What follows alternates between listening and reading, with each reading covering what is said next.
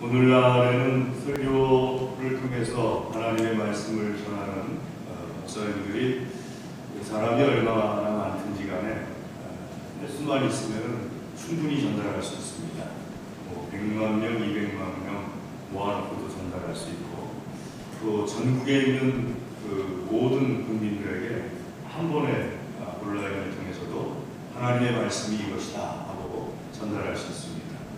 그런데 예전에 그 구약 시대에는 선지자들이 하나님의 말씀을 전하였는데요. 이 선지자들이 하나님의 말씀을 전할 때 한 번에 전 국민에게 말씀을 전하는 건 불가능하죠. 또 성 안에 있는 사람들에게도 한 번에 말씀 전하는 건 불가능합니다. 하나님께서 선지자들에게 독특한 방법으로 하나님의 말씀을 전하게 하시는데, 모든 그 성 안에 있는 사람들이 알아야 된다든지, 모든 나라 사람들이 하나님의 말씀을 들어야 된다든지 하게 되면 이런 방법으로 말씀을 전하게 하셨습니다. 가령 예레미야 같은 경우는요, 어느 날 하나님께서 예레미야에게 나타나셔서 말씀하시기를, 예레미야 이제부터 이렇게 하도록 해라. 너는 3일 동안에 옷을 다 벗고 다니면서 밧줄을 가지고 이 양손을 놓고 성 안을 돌아다니도록 해라.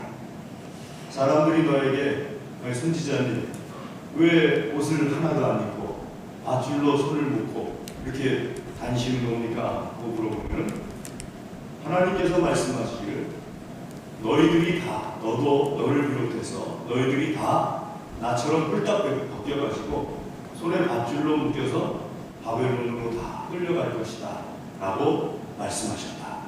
이렇게 전달하게 했어요.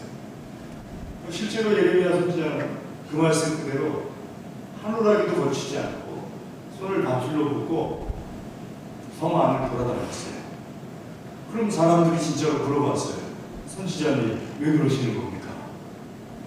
너도 나처럼 홀딱 벗겨져가지고 밧줄에 묶여서 바벨론으로 포로로 잡혀가게 될 것이다 라고 하나님께서 말씀하셨다. 온 성 안에 그냥 3일이면 다 퍼지게 되죠. 온 이스라엘에 다 퍼지게 되죠. 이렇게 하나님께서 하라고 하셨으니 선지자들이 얼마나 때때로 힘드셨겠습니까?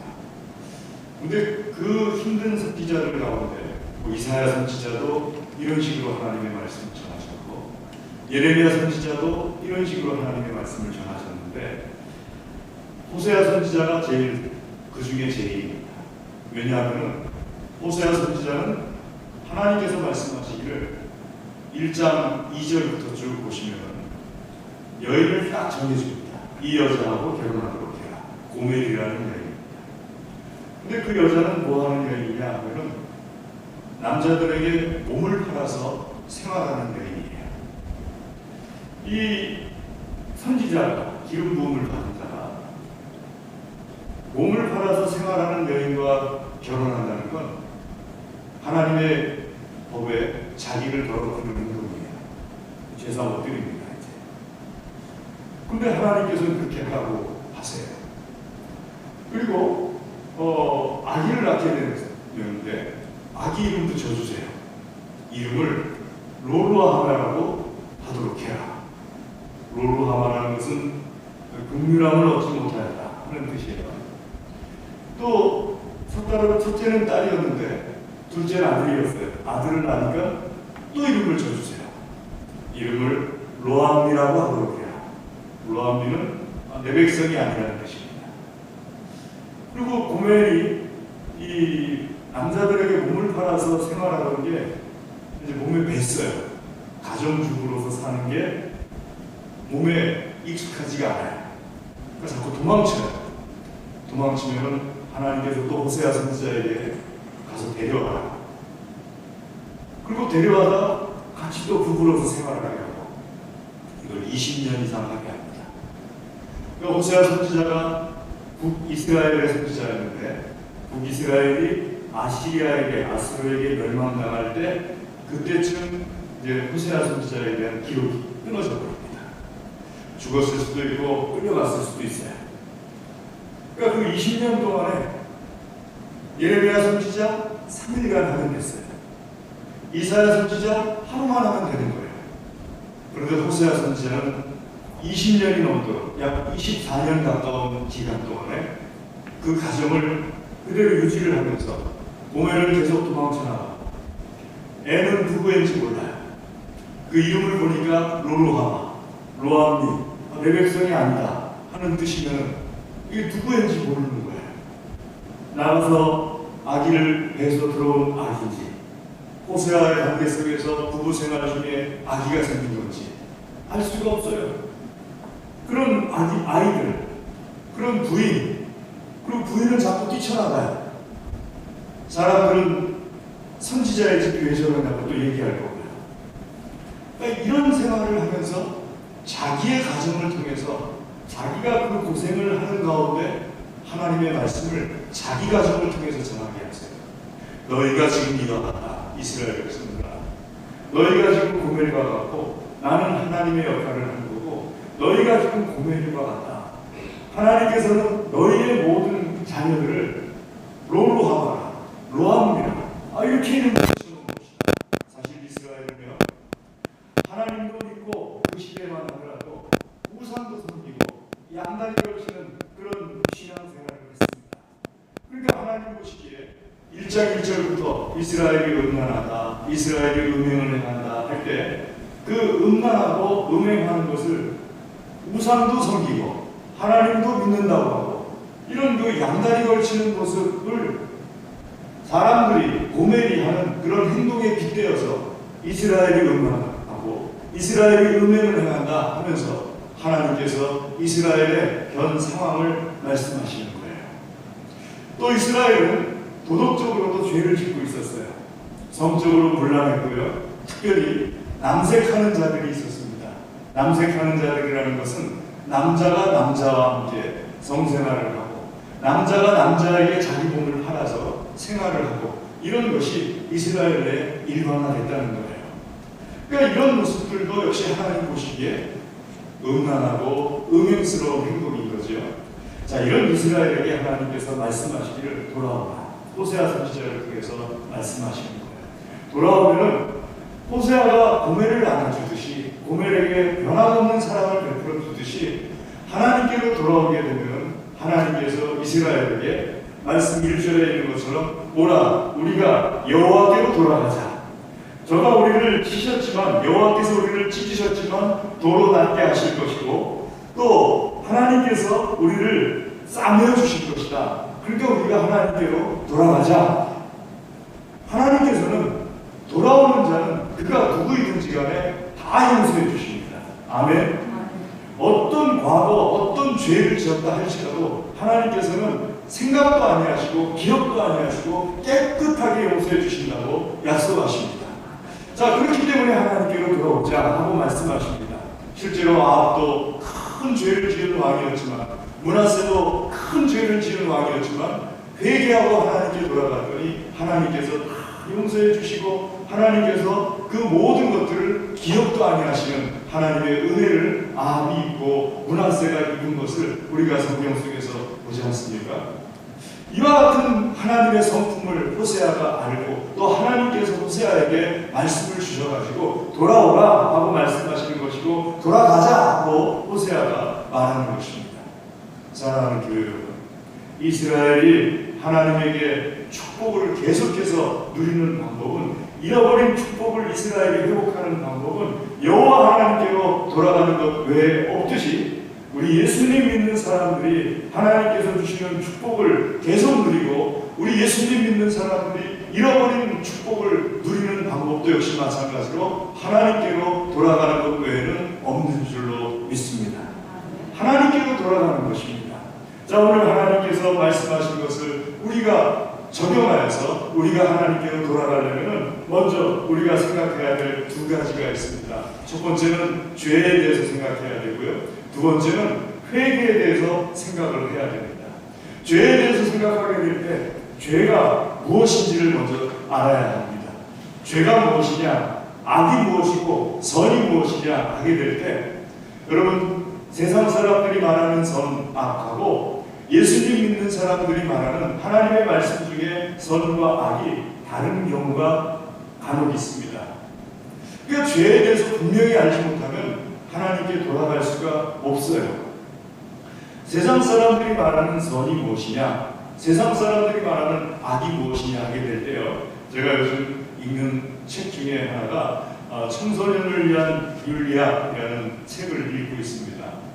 장년들을 위한 윤리학이 아니고 왜 청소년을 위한 윤리학을 읽느냐 하게 되면은 쉬워서 그렇습니다. 청소년들을 위한 윤리학은 쉬워요. 어린아이들을 위한 윤리학도 굉장히 쉽습니다. 이 장년들을 위한 윤리학은 어려워요. 그 말도 어렵고 이해하기도 쉽지 않고요. 근데 청소년들을 위한 윤리학을 읽으면서 제가 쑥 깨달은 것이, 이게 선이고 이게 악이구나. 선이 뭐냐 하게 되면요, 나에게 유익을 주고 동시에 이웃 사람들에게 유익을 준다면 그게 선입니다. 악은 무엇이냐, 죄는 무엇이냐, 나에게도 해롭고 이웃 사람들에게도 해롭다면 그게 죄고 그게 악입니다. 그러니까 선과 악을 말할 때 그 모든 것이 나와 이웃 사람들과의 관계 속에서 이루어지는 겁니다. 그게 도덕법일 수도 있고 그게 관습법일 수도 있지만, 그러면 하나님께서 말씀하시는 선은 무엇이고 하나님께서 말씀하시는 죄는 무엇입니까? 하나님께서 말씀하시는 죄는 하나님 말씀 가운데서 그것을 찾아봐야 되는데, 나에게 유익이 있고 이웃에게 유익이 있는 것이 선이라면 대표적인 것이 예수님 믿는 믿음이지. 나도 유익하게 하고 이웃에게도 유익을 주지 않습니까? 나도 천국 가고 이웃도 천국 가지 않습니까? 자, 하나님 나라에 가는 것, 이게 가장 큰 나와 이웃에게 주는 선이라면, 내가 일상생활 속에 살아가면서 천국이 아닌 이 땅에서 살아가면서 하나님의 큰 축복을 누리는 선이 무엇이냐, 그 기준을 성경에서 볼 때 우리가 먼저 봐야 될 것이 십계명이라는 것을 먼저 봐야 됩니다. 출애굽기 20장 1절 말씀부터 17절 말씀까지 보게 되면 십계명이 기록되어 있는데요, 제1계명부터 4계명까지는 하나님의 관계하는 겁니다. 나와 하나님과의 관계 속에서 첫 번째가 나 외에는 다른 신을 섬기지 말라. 두 번째, 우상을 만들지도 말고 우상을 섬기지도 말아라. 세 번째, 여호와 하나님의 이름을 망령되이 일컫지 말아라. 네 번째, 안식일을 거룩하게 지켜라. 이것이 나와 하나님과의 관계에 있어서 이것을 지키면 선이고 이것을 지키지 않으면 악인 거예요. 죄인 거예요. 자, 그리고 그 다음에 나와 이웃과의 관계, 나와 다른 사람들과의 관계에 있어서 무엇이 선이냐 하게 되면 제5계명에 내 부모를 공경하라, 제6계명에 살인하지 말라, 제7계명에 간음하지 말라, 제8계명에 도둑질하지 말라, 제9계명에 내 이웃에 대해서 거짓 증거하지 말라, 제10계명에 내 이웃의 물건을 탐내지 말라. 이것이 내 이웃과의 관계 속에서 선이요 악을 기준하는 기준이 되는 거예요. 그런데 특별히 제5계명 갖고 예를 든다면요, 여러분 제5계명에 내 부모를 공경하라 했습니다. 이건 무조건적인 건데, 이 내 부모를 공경하라는 것이 에베소서 6장 1절 2절에 세 분할에서 설명을 해주시는데, 6장 1절에 주 안에서 부모에게 순종하라, 2절에 내 부모에게 부모를 공경하라.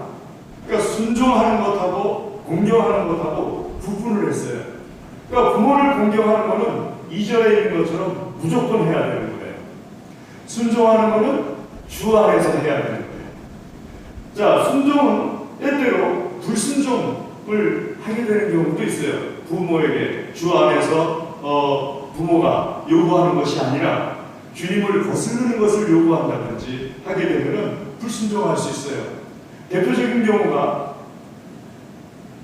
하나님 믿던 아브라함부터 다윗 시대에 이르기까지 그 주변에는 자기 자식을 모압 신에게 불태워 바치는 풍습이 있었어요. 귀족이면 더했어요. 부모가 내 아들을 부모에게 그 신에게 불태워 바치자 하게 될 때 주 안에서 벗어나는 거잖아요. 그럼 어떻게 할 수밖에 없습니까? 불순종할 수밖에 없죠. 그런데 불순종하는 것이 공경하지 말라는 뜻은 절대 아닙니다. 불순종할 수밖에 없지만 부모에게는 불순종하더라도 공경으로서 대해드려야 되는 거예요. 이게 제 5계명이거든요. 그럼 세상 사람들과는 다를 수가 있어요. 그 시대의 풍습, 그 시대의 문화, 세상 사람들이 생각하는 선과 다를 수가 있어요. 때문에 예수님 믿는 사람들이 하나님께 돌아가려면 세상 사람들의 죄의 개념을 가지고 하나님께 돌아갈 수 없어요. 예수님 믿는 사람들이 하나님께 돌아가려면 하나님께서 주신 말씀에 의한 죄의 개념을 가지고 하나님께 돌아가야 되는 겁니다. 그러니까 죄가 무엇인지 분명히 알지 않으면 하나님께로 돌아갈 수가 없고, 이 죄를 세상 사람들 생각으로 생각할 것이 아니라 하나님의 말씀을 중심으로 뭐가 죄인지를 알아야 된다 하는 것을 알아야 합니다. 그리고 그 죄가 두 번째로 나의 죄를 알아야 됩니다. 여러분, 나의 죄, 흔히 다른 사람들의 눈에 있는 티는 금방 찾아냅니다. 눈에 티가 있네, 금방 찾아내. 그런데 내 눈 안에 있는 들보는 알지 못해요. 내 눈에는 다른 사람들보다 훨씬 큰 이따시만한 들보가 들어있는데 다른 사람 눈에 있는 티는 잘 발견해서 내 눈의 들보를 찾아내지 못해가지고 하나님께로 돌아갈 수 있는 길을 놓쳐버리고 맙니다. 내 눈의 들보를 왜 찾지 못하는 것이냐? 호세아서 5장 앞장에 있는 말씀 4절에 그 말씀이 이유가 기록되어 있는데, 중간쯤 보면은 이는 음란한 마음이 그 속에 있어 여호와를 알지 못하는 까닭이라. 음란한 마음, 즉 우상 섬기는 마음이 그 속에 있어가지고 하나님을 알지 못하기 때문에 자기 눈에 있는 들보를 알지 못한다는 거예요. 사무엘 선지자가 사무엘상 15장에서 사울왕에게 죄를 지적해 줍니다. 순종이 제사보다 낫다는 걸 알지 못합니까? 하면서 죄를 지적해 주는데, 사울왕이 죄를 지적받으면서도 자기 죄를 몰라요. 그 이유가 뭐냐면 사울왕 마음속에 우상이 가득해요.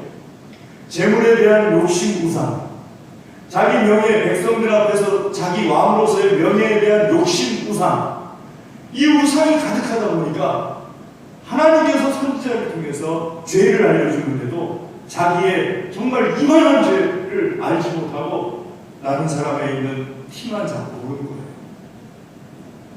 내 마음속에 우상이 있으면요, 하나님과 관계 속에서 음란한 그런 모습들이 내 마음속에 있으면은 내 죄를 볼 수가 없습니다. 죄를 아는 것하고 죄를 깨닫는 것하고는 전혀 다릅니다. 사도행전 8장에 마술사 시몬이 나옵니다. 이 마술사 시몬이 8장 13절 말씀 보면 빌립 집사에 의해서 전도를 받아요. 예수님을 영접합니다. 세례도 받아요. 얼마나 좋았는지 몰라요. 그런데 8장 20절 보게 되면 베드로 사도가 내려와서 하나님의 성령의 역사, 이적을 막 나타내니까 시몬이 베드로에게 와서 말합니다. 그거 내가 돈 줄 테니까 나한테도 그거 하십시오. 베드로가 시몬을 지적해요. 너 그렇게 말하는 거 죄인 줄 알지 못하느냐? 감히 하나님의 성령을 돈 받고 사겠다고 하느냐? 그 말 듣는 순간에 시몬이 깨닫습니다. 마술사 시몬이 베드로 시몬의 말을 깨닫는 거예요. 그리고선 나 이제 안 그러겠습니다. 이게 죄인 줄 몰랐습니다. 하나님께서 나를 징벌하지 않게 해주십시오. 그 얘기를 하고 그런 태도를 보이게 되는데요. 사실 마술사 시몬은 자기 맛을 다 돈 내고 산 거예요. 이렇게 하면 맛을 잘 부린다, 저렇게 하면 맛을 잘 부린다, 다 돈 내고 샀으니까 이게 죄인 줄 알지 못했는데, 하나님의 말씀을 듣는 순간에 내가 이렇게 큰 죄를 짓는 거구나, 성령을 속이고 성령을 돈을 주고 살려고